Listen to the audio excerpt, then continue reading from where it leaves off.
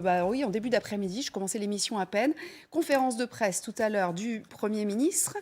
Mais pour nous dire quoi, Damien? Manifestement, pas grand-chose quand même. Oui, alors c'est vrai qu'il y a eu un conseil de défense sanitaire ce Mm. matin qui s'est tenu à l'Élysée.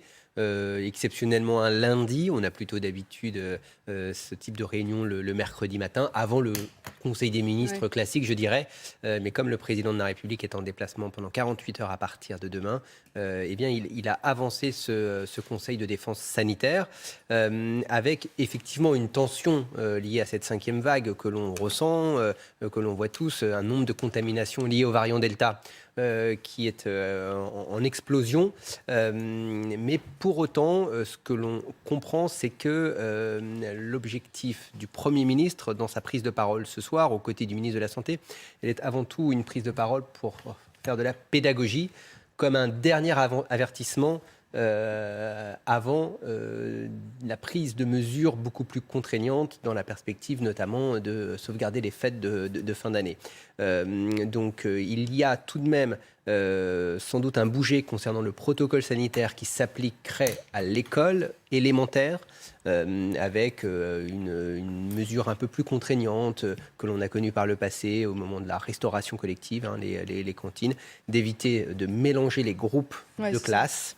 Et puis sans doute, et ça ne va pas forcément faire plaisir aux plus jeunes élèves, le retour du masque dans la cour de récréation.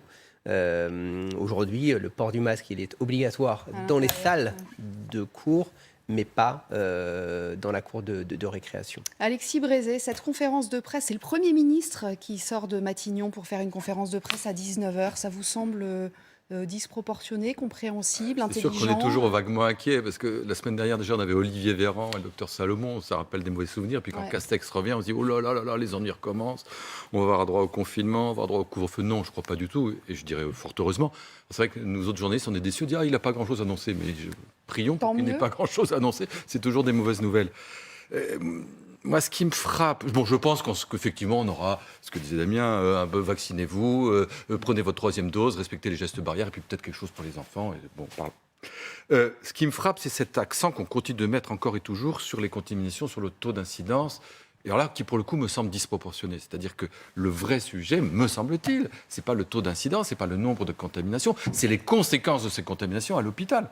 Au fond, le taux d'incidence de la grippe, du rhume, on le connaît pas et on s'en fiche. Et on a raison de s'en ficher parce que de toute façon, ça n'envoie personne à l'hôpital et ça ne tue personne. Donc le vrai indicateur sur lequel on devrait avoir les yeux rivés tout le temps, c'est l'hôpital. C'est vrai que ça monte un petit peu, mais on est très loin de ce qu'on a pu voir par le passé. Donc aujourd'hui, si on s'en tient à la situation liée au variant Delta, il n'y a pas semble-t-il, il n'y a pas d'urgence à prendre des mesures horribles. Ça, c'est la première chose que je ne comprends pas. Donc c'est cette façon qu'on a de parler toujours et encore du taux d'incidence. Et il y en a une deuxième chose que je ne comprends pas non plus, mais je crois comprendre que le gouvernement n'abordera pas ça, cette histoire de vaccination recommandée, voire semi-obligatoire pour les enfants entre 5 et 12 ans. Je discutais avec un infectiologue tout à l'heure qui me disait que le bénéfice-risque pour les enfants n'était pas du tout établi. Non, du tout. Sachant que les enfants ne courent absolument aucun risque, que du coup ils bâtissent une immunité naturelle qui continue à l'immunité naturelle collective. L'idée d'aller les faire vacciner de façon même incitative me paraît folle, mais je crois que le gouvernement se gardera bien d'aller dans cette direction. Oui, à ce stade, il n'y a pas de débat là-dessus. Il y a un sujet pour les enfants fragiles. Il y a un sujet pour le public, les jeunes enfants réputés fragiles ou avec des facteurs à risque, de comorbidité, mais la vaccination effectivement plus largement répandue pour les 5-11 ans à ce stade. D'ailleurs, la 3e dose, la dose de rappel pour les 12-17, elle n'existe pas. Elle n'est pas recommandée. Donc, la piqûre de rappel, sans mauvais jeu de mots, ça vous semble malin ce soir à 19h, Maurice? Oui, de toute façon, tant qu'on a sur les antennes de télé Olivier Véran et Jean Castex, il ne peut pas y avoir de décision vraiment forte et puissante, puisque c'est le président de la République qui est en première ligne à chaque fois que c'est important, et il va continuer. Bon, de toute façon, s'il prend des mesures dures maintenant, les vacances sont fichues. On est à 15 jours des vacances. On n'est plus à 1 mois ou à 2 mois. Et le calendrier d'ailleurs des vacances, Maurice, ne varie pas pas changer à date. Dans 15 jours, les enfants sont en vacances. Ouais. Donc maintenant, il est absolument fondamental sur le plan politique pour Emmanuel Macron de rester sur la même ligne. Et au sein du pouvoir, répétons-le sans cesse, le moins enfermiste, le moins enfermiste, celui qui s'est battu dans son propre camp contre les enfermistes, contre son Premier ministre, contre ses Premiers ministres. C'est les Premiers ministres. On a l'impression que la fonction de Premier ministre rend tout d'un coup plus enfermiste qu'avant. C'est peut-être pas qu'une impression, notamment pour des questions de responsabilité pénale. Absolument.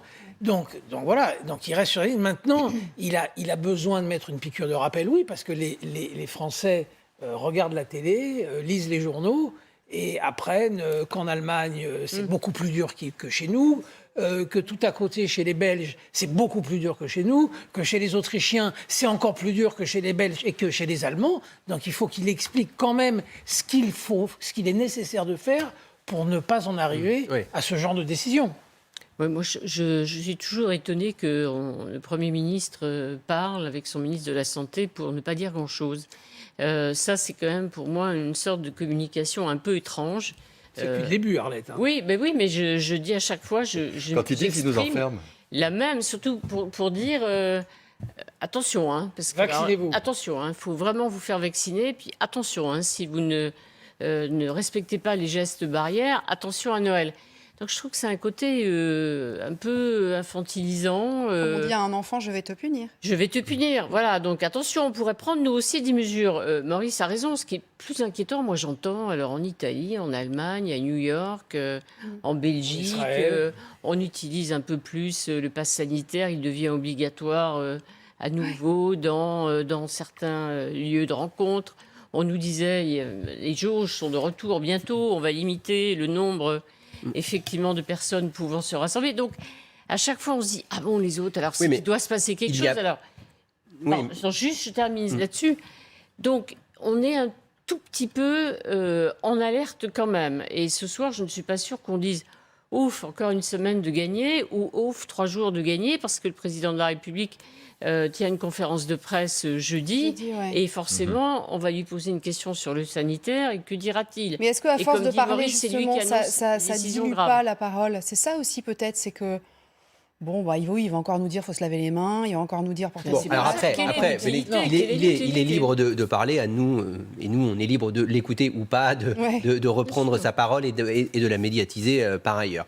Oui, c'est vrai, ceci dit, oui, on a le choix de la médiatiser, vous avez mais par contre, non, là où il y a un petit sujet quand même, et que la pédagogie peut apporter finalement un peu d'éclaircissement dans le débat, c'est que par rapport à il y a 6 mois, où la situation n'est pas tout à fait la même, on est outillé différemment, que ce soit par rapport à nos pays voisins, la Belgique, l'Allemagne, l'Italie ou l'Espagne. On n'a pas tout à fait le même niveau de vaccination, on n'a pas les mêmes outils, le pass vaccinaire qui est ici obligatoire ou pas toujours. Donc du coup, ça peut aussi créer pour les Français un sentiment de ah oui, mais alors à l'étranger, ils ne font pas pareil, pourquoi est-ce que la Belgique avance ses vacances? Donc peut-être que le Premier ministre souhaite clarifier la situation, rassurer aussi en disant cela se passe pas si mal que ça. Oui, et on est plus vaccinés. Et avoir un propos positif. Et faire accélérer la vaccination encore. Voilà. Et faire accélérer la vaccination. Annoncer à nouveau des ouvertures aussi de centres de vaccination, parce qu'il y a ça aussi. On va peut-être pas avoir un Jean Castex qui va venir nous taper sur les doigts en nous disant mais ça a accéléré considérablement là dans les derniers jours. Donc ils vont essayer de faire que ça progresse encore plus vite. Oui, il faudra surtout installer à nouveau. Ça dépend beaucoup d'eux et de l'ouverture à nouveau de centres de vaccination. Quant à l'hôpital, pardon Alexis, moi je n'entends que depuis quelques jours, ce sont effectivement à nouveau des médecins qui s'inquiètent parce qu'il y a des lits qui sont remplis dans les services de réanimation et ça n'a pas forcément à voir directement avec une entrée massive